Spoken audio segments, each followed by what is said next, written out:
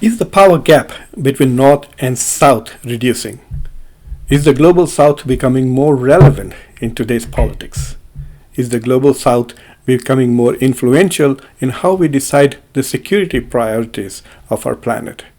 In this presentation, which was made as part of a roundtable at the ISA, which is International Studies Association's annual conference in Nashville, I addressed some of these questions. And I'm sharing this with you on my channel, Khanversations. If you are here for the first time, welcome. Please subscribe to the channel, ring the bell icon, like the video, and share it with your colleagues. Good morning, everybody, and good morning to those who are watching this. And thank you, Jessica, for hosting this roundtable. I'm not going to problematize the issue so much because to me there is definitely a North. The North does exist. The question really is about the South. Who is part of the South? Which countries constitute the Global South? Is China truly part of the Global South? And so on and so forth. But because there is a North, it has an economic union like the European Union, which is also integrated so well with North America. It also has a defense alliance like NATO. It's much more concrete to speak about the North. So basically we are talking about a security dialogue between the North and the rest of the world. I submit to you that in spite of significant changes at the unit level in the international system, especially in the South, there has been no shift or change in distribution of power or privilege in the international system. So for example, I identify about 5 significant changes that have taken place. Number one is the rise of China. In the last 30 years, China has grown tremendously. It has grown economically, militarily, and technologically. In some aspects of technology, it is even ahead of the curve with respect to the North. Yet, we see very little difference in the system at the moment. It is quite possible that we might be entering an era of a Cold War between the North and China. And that is where the question will arise, is there indeed a South? And will the South align with North? Or will the South align with China? And that is a question which will soon be answered, I think. The second is the rise of India, which is even more interesting in the last 20 years. Since 1991, after liberalization, India too has sort of replicated the growth that China had demonstrated, and it has also grown significantly. It now has the third largest defense budget after the US and China. It's a nuclear power. It has a huge middle class of nearly 600 million. But India has seen no changes in its status in terms of global security or privileges. It has been aspiring to become part of the UN Security Council for decades. There is no movement on that issue. We also see the rise in the economic share of Asia. Asia now constitutes nearly 40% of the global GDP, and if we make adjustments for PPP, Asian GDP is more than Europe and North America combined, which means Asia, nearly all of it except for a few countries like South Korea and Japan are part of the North. Asia is economically bigger than the North. And yet it does not have the same share of power and privilege in international institutions and the role in international security. The fourth change that I see is the relative decline of the US. In the 1950s, the US had 50% of the global GDP. Now it has only 15%. Even though it is militarily the most powerful nation, relative decline of the US has not reduced its privileges that it has in the international system, whether it's in the UN or whether it is in NATO, and it is demonstrated so incredibly in this Russia-Ukraine war, where the US is able to leverage nearly every institution of international cooperation and weaponize it against Russia. So the power and privilege that the US enjoys today seems to be the same as it was 20 or 30 years ago. Another change that you see in terms of security-related issue is, if you look at the top 5 defense budgets in Asia, 3 of them are part of the Global South, which is China, India, and Saudi Arabia.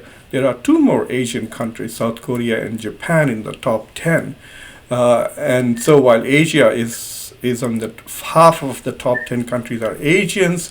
With the growing defense expenditure of the South, we still do not see the South playing the same role.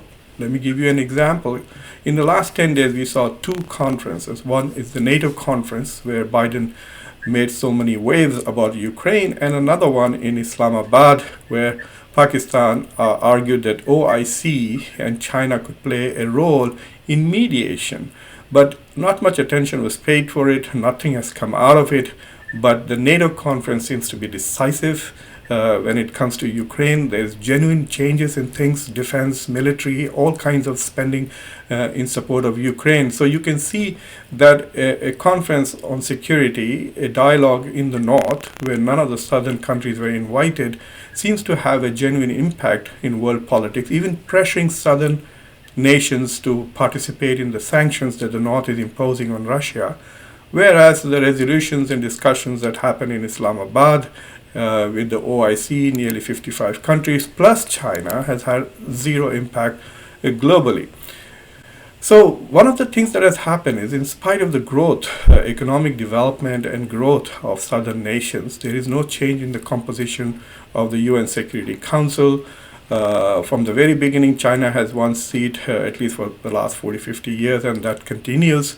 And there are no other alternative security arrangements that are being made. There is ASEAN and there is African Union, but they don't seem to have the same role in the global security discussions or dialogues that NATO has, for example, or Five Eyes, and now the emerging Quad.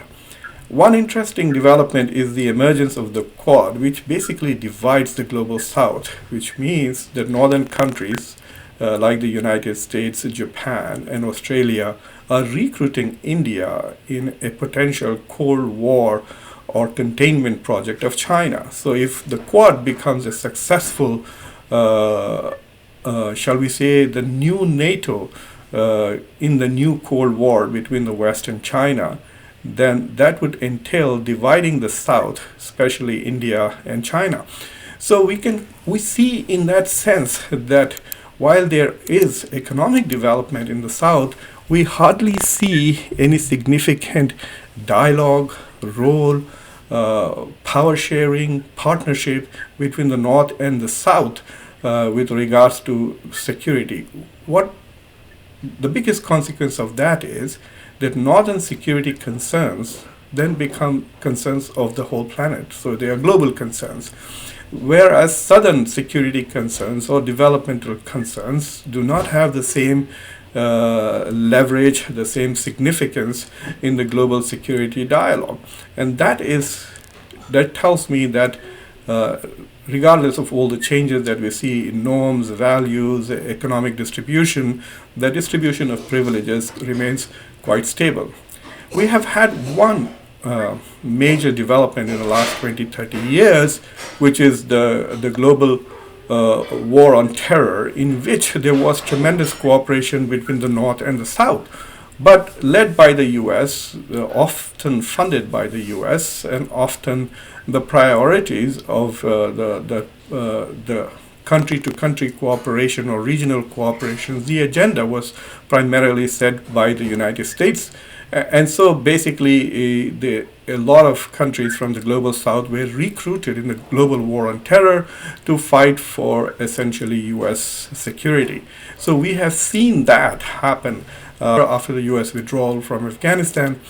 We will probably not see the South play a bigger role unless the Cold War with China becomes a much more concrete reality.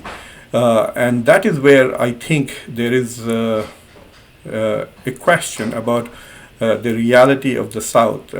If you remember, people talk about how being a class by itself as opposed to being a class for itself. So is the global South something that can work together to enhance its own security, to enhance its own interest?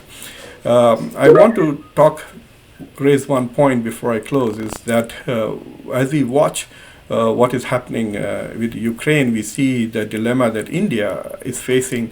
India has not condemned the Russian invasion of Ukraine, both in the Security Council vote and outside.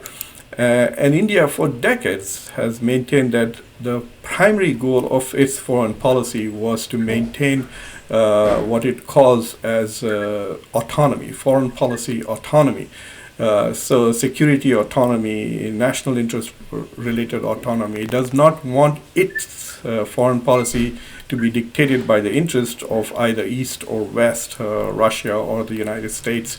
But it is struggling at the moment, and there is a lot of pressure on India to align with the West or the North and take financial losses as a result of this cooperation. So in order to advance, basically support the advancement of NATO eastwards, India is now expected to impose sanctions on Russia and suffer economic losses to advance basically NATO and include Ukraine in European Union and NATO.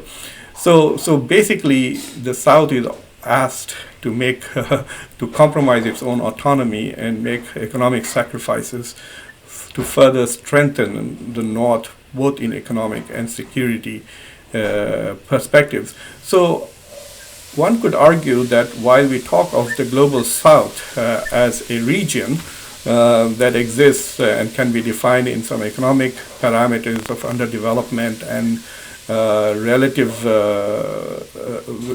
relative to northern advanced countries, I think the North is much more well defined and acts in its own interest consistently, whereas the South, there is no cohesive strategic action coming from the South. So while there are global southern countries, I'm not very sure whether there is a global South that acts effectively. And we saw this with regards to the non-aligned movement, and we continue to see this now.